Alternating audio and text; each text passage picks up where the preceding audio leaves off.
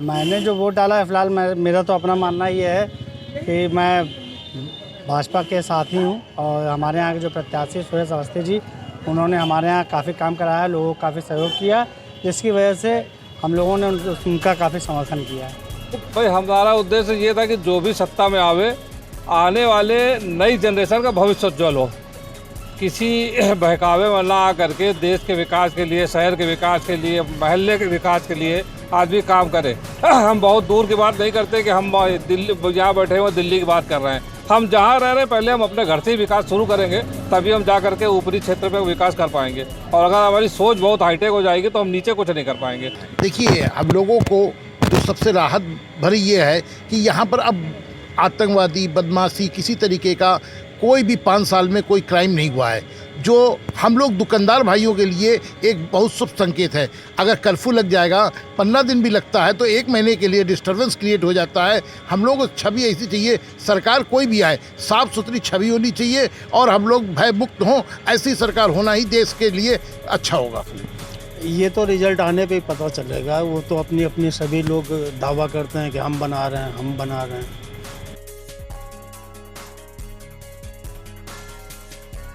आइए हमारे साथ कुछ ऐसे लोग हैं कानपुर की आर नगर विधानसभा से, जिनसे बात करते हैं और उनसे पूछते हैं कि जो 2022 का जो चुनाव है तीसरे चरण का, ये किन मुद्दों पर इन्होंने वोट डाला है और किसकी सरकार चाहते हैं, और सरकार जब बन जाएगी तो उससे ये लोग क्या चाहते हैं। क्या नाम है सर आपका? मेरा नाम मिलन पाल है।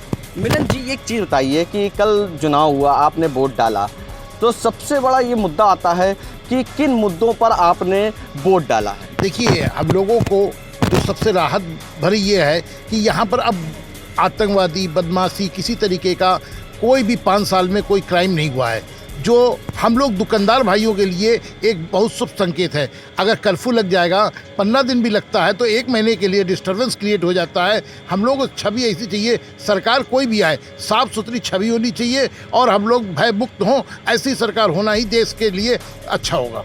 कहने का मतलब एक ये है कि आप व्यापारी वर्ग हैं, तो व्यापारियों की सुरक्षा सबसे बड़ा मुद्दा आपका सरकार का है। हाँ, ये तो देखिए सरकार का मुद्दा है ही है, क्योंकि अगर कोई भी घटना छुटपुट भी घट जाती है तो उससे हम लोगों का माहौल बहुत ख़राब हो जाता है और दुकानदारी प्रभावित होती है। और महिलाओं का काम है, महिलाएं तभी निकलती हैं जब शांत वातावरण होता है। अशांत वातावरण में कोई भी पति अपनी महिलाओं को मार्केट में शॉपिंग करने के लिए नहीं भेजेंगी। आर नगर विधानसभा में 2017 में समाजवादी पार्टी के प्रत्याशी रहे और जो इस समय विधायक हैं अमिताभ वाजपेयी, उन्होंने जीत हासिल करी। अब 2022 के चुनाव को लेकर सभी पार्टियों ने दिग्गज नेताओं को उतारा है, तो आपको क्या लगता है क्या समीकरण बनेंगे? देखिए, 2017 और 2022 के समीकरण में रात दिन का अंतर है। 2017 में दोनों दल एक साथ मिल के लड़े थे, उसमें कांग्रेस भी थी और सपा थी, तो ज्वाइंट था और जीते थे मात्र 5500 वोटों से, जो एक कोई बड़ी जीत नहीं थी। अब की बार दोनों अलग लड़ रहे हैं। कांग्रेस जितना भी बूढ़ा हो जाए 5-10 हज़ार वोट मिल ही जाएगा, तो ये बहुत ज़बरदस्त फाइट होगा। अमिताभ वाजपेयी हो चाहे सुरेश अवस्थी हो, ये जीत कोई भी आकलन करके नहीं कह सकता कि मैं जीत रहा हूँ।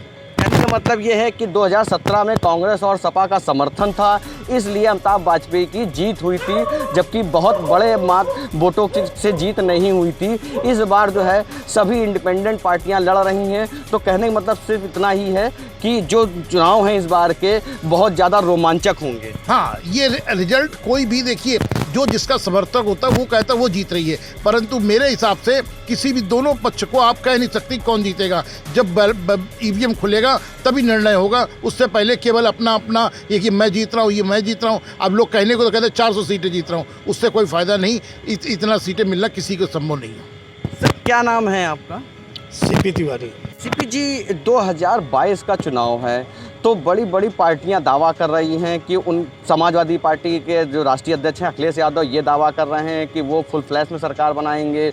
जो प्रेजेंट टाइम के मुख्यमंत्री हैं योगी आदित्यनाथ, वो कह रहे हैं कि हम 400 के पार सरकार बनाएंगे। तो आपका क्या कहना है?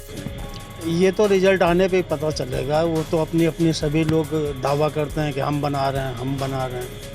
वैसे एक चीज़ बताइए कि जो समाजवादी पार्टी के विधायक हैं अमिताभ वाजपेयी, जो सिटिंग एमएलए हैं इस समय, और उनके जो सामने हैं तिवारी जी, अवस्थी जी, सुरेश अवस्थी भाजपा के हैं, तो इन दोनों में कितनी टक्कर आपको दिखाई दे रही है? टक्कर तो बराबर की लग रही है। क्यों, क्या कारण है टक्कर बराबर की? ये एक मुफ्त जो वोट पड़े हैं हम दोनों के, वो सपा में ही पड़े हैं। हिंदू वोट कुछ डिवाइड भी हुए हैं, जात पात में कुछ। अच्छा, विकास के नाम को लेकर अगर आपसे पूछा जाए कि विकास को लेकर किस सरकार को आप पसंद करते हैं उत्तर प्रदेश में?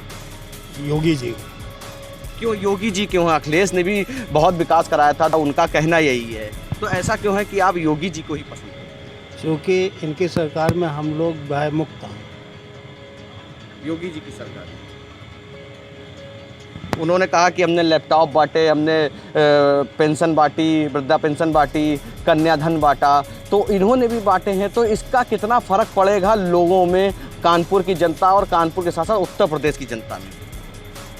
जो बांटे हैं वो तो जो कर सकते हैं किया है, उससे हमें नहीं समझ में आता है कि किसको मिला किसको नहीं। लेकिन वृद्धा पेंशन योजना ये सब ये तो अब भी चल रही है, ये पहले का ही निकाला हुआ रूल हो चाहे बाद का, लेकिन मिल तो अभी सभी को रही है। तो पहले 2017 में जो चुनाव हुए थे उसमें समाजवादी पार्टी और कांग्रेस पार्टी ने गठबंधन में चुनाव लड़ा था, जिसके बाद आर नगर विधानसभा के प्रत्याशी अमिताभ वाजपेयी को 5500 वोट से जीत मिली थी। लेकिन इस बार जो है वो टक्कर जो है वो देखने वाली है, क्योंकि कांग्रेस के प्रत्याशी भी हैं, समाजवादी पार्टी के भी प्रत्याशी हैं और भारतीय जनता पार्टी के भी प्रत्याशी हैं।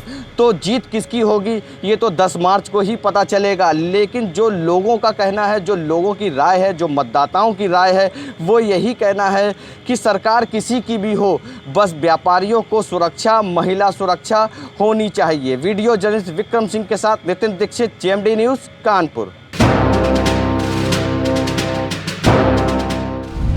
अगर आपको हमारा वीडियो पसंद आया हो तो हमें लाइक करें, सब्सक्राइब करें और ज्यादा से ज्यादा शेयर करें। और हाँ, बेल आइकॉन दबाना ना भूलें ताकि हर खबर का अपडेट आप तक पहुंचे तुरंत। आप हमें इंस्टा, ट्विटर और फेसबुक पर भी फॉलो कर सकते हैं। हमारी ID है @GMD News